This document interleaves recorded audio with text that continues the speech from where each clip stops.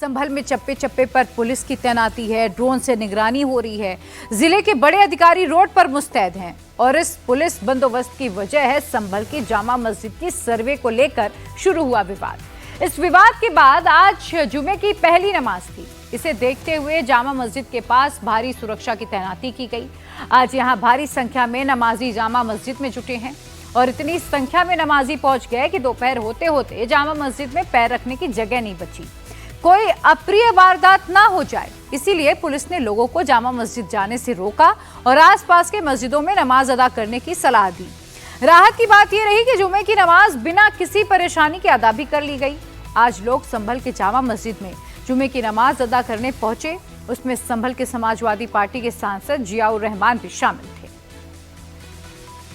नमाज अदा करने के बाद सपा सांसद जियाउर रहमान वर्ग ने कहा कि यह कुछ शरारती तत्वों की साजिश है। सपा सांसद ने यह भी कहा कि संभल में लोग भाईचारे के साथ रहते हैं, यह सद्भाव बिगाड़ने की कोशिश है।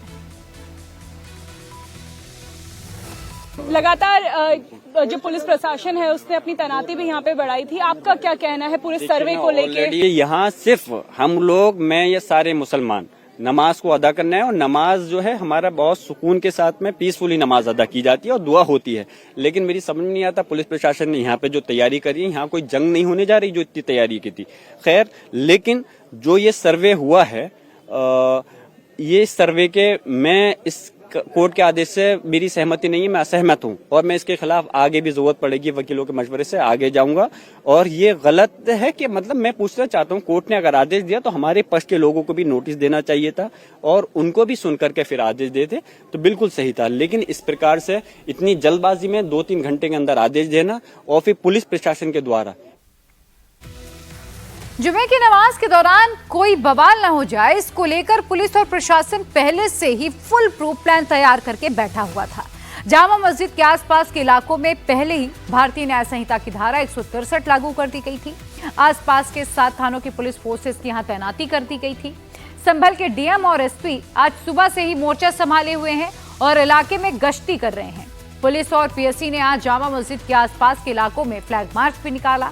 जामा मस्जिद की तरफ जाने वाली रास्तों की बैरिकेडिंग्स कर दी गई थी। मस्जिद जाने वाले 3 रास्तों में से 2 रास्तों को भी बंद कर दिया गया, तो ड्रोन से पूरे इलाके की निगरानी हो रही है।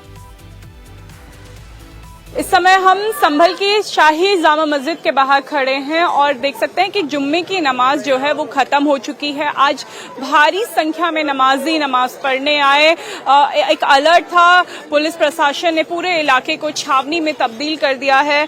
हर एक गली में आरएएफ की टीम लगाई गई है, पुलिस के जवान तैनात हैं, ऑफिसर्स यहाँ पे मौजूद हैं। डीएम एसपी लगातार जायजा ले रहे हैं और ये उम्मीद की जा रही है कि जो जुम्मे की नमाज है वो शांति से निपट जाए, क्योंकि इस समय जामा मस्जिद को लेकर विवाद चल रहा है।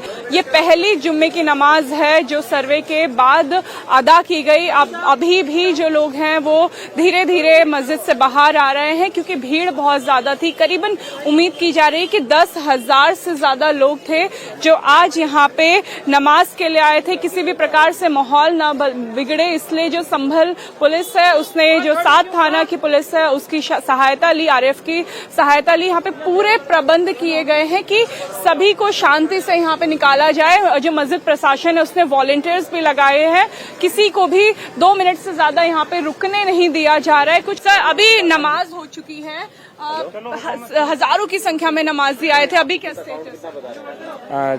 चारों ओर शांति व्यवस्था है और धारा 163 लागू है और किसी प्रकार की कोई समस्या नहीं है। नमाज हो चुकी है, क्या नमाज के बाद भी ऐसी ही तैनाती यहाँ पे रहेगी? धारा 163 लागू है तो एक तरह से सुरक्षा व्यवस्था का और लॉ एंड ऑर्डर का तो हमेशा ध्यान रखा ही जाता है। बाकी स्थिति सामान्य रहती है। आज